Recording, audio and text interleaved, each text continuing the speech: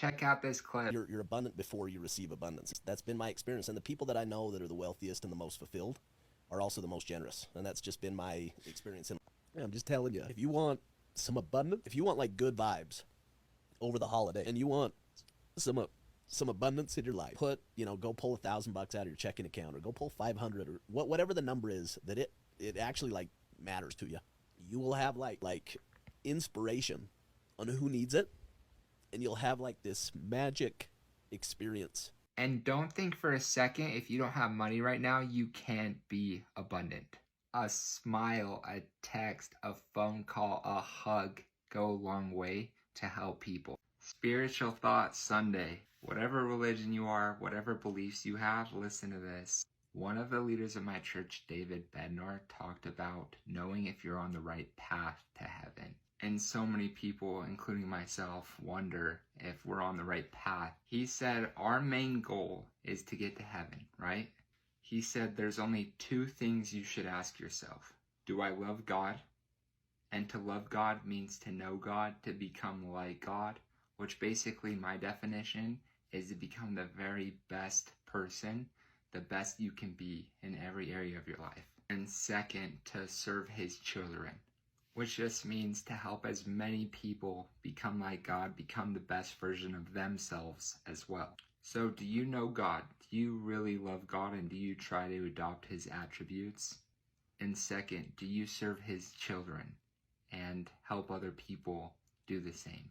Jesus Christ was the ultimate leader because he was our perfect example, led from the front, and he served his children. He taught people to become like him and become leaders and serve other people.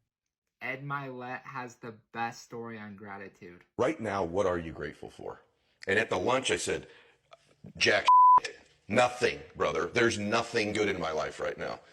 And I'm not exaggerating this to you when I tell you this, and this is a factual story. As I'm mouthing these words, two people walked in with an older man. Both of them clearly were fighting cancer somehow. Both had lost their hair. One of the ladies had a bonnet on, and they were barely moving in. Both walked by our table and gave me the most warm greeting, the warmest smile as a stranger.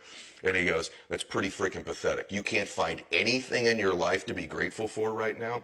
And on the drive home, I'm not kidding you, I started to stack gratitude. I started to take inventory. Because if you can find things to be grateful for in that space, man, is your life going to be rich when there really are external things to be grateful for. So my first mechanism out of that space was honestly to stack the things I was grateful for. And I started reinforcing it over and over and over again. And what happens is there's this reticular activating system in our brains, right? And all of a sudden, because that's the messaging I was giving myself, all of a sudden, all these things start to come into my awareness that I'm grateful for. I start to magnetize to myself some people that I needed to find into my life, and that was the next layer. I started to see things to be grateful for. My health, my fitness, people who loved me. And what it is, it changed my state.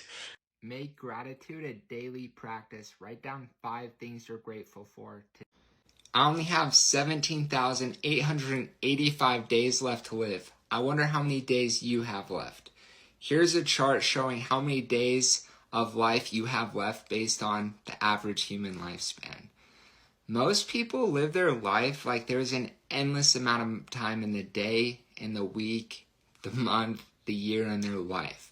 Most people float through life and don't even begin to value their time until they get sick and realize there's only a little bit of time left. Then they have all these regrets of how they didn't take risks and go for their true goals and reach their highest potential in life. Gage's quote of the day is, today is the day. Today is all you have. Tomorrow is never guaranteed for any of us. Guys, we need to start living and being extremely sensitive to time because it isn't limitless. You will die. I will die. So you need to be intentional while you still can and while you're still here. You need to get clear on where you want to go, what you want to do, and most importantly, who you want to become while you're here. And then go make it happen. Make a plan each night of exactly how you're going to spend your time tomorrow. So that way you can squeeze every second out of each day and enjoy every moment. What do you think happens when you die? I have this very weird belief system. I'm a person of faith. I believe that when I go to heaven, I want the Lord to go, well done, good and faithful servant, right? But I also have this other hallucination, and I believed it for many years. I think the Lord introduces me to the destiny version. I think he's going to go, welcome to heaven. I'm proud of you, good and faithful servant. By the way, meet Eddie, your identical twin. This is the man I made you to be, what you were capable of, the memories you could have, the contributions, the experiences, the moments. This is the person I made in my image that you could have been, could have seen the things, done the things, become that man. My ambition in my life is when I meet that dude, we're identical twins. Okay. Where I go, dude, I've been chasing you all my life. And he goes, you caught me, dude, great life. To me, that's heaven. Hell is you meet that person you were capable of and you're complete strangers. Yeah. And so every decision you make in your life is getting you closer to being that man or woman or further away. So are you going to heaven or hell? This is the craziest giveaway I've ever seen. And I'm gonna give the next trick-or-treater the keys to this house. Hey, I like your costume. Here's the keys to this house. Have you ever seen our channel before? Yeah. Oh, so that's the key to this house that you just won. Thank you. Oh, sorry. I just gave them this house. I gotta show them around.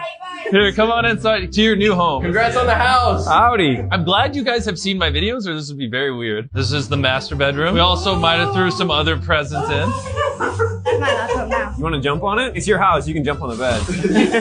There's another bedroom over here. I did with my cousin. Can you believe that? Shaking. Me too. Try out the couch. Look at that. I just want to give you Of course. Next trick-or-treater wins a new car. Happy Halloween. Trick-or-treat. Here's keys to a brand new car. What? A little man there has the keys to that car. Are you serious? You want to grab it out of his bag? I mean, well, technically it's his car. I gave it to him. You want to see it? Yeah. My wife and my daughter is here too. Oh, really? Oh my God. Can I go get her really quick? Yeah. I'm gonna entrust you with my little infant. This is my new car. Are you serious? This is your key. That's your car. Are you ready to drive it home? Oh, whoa.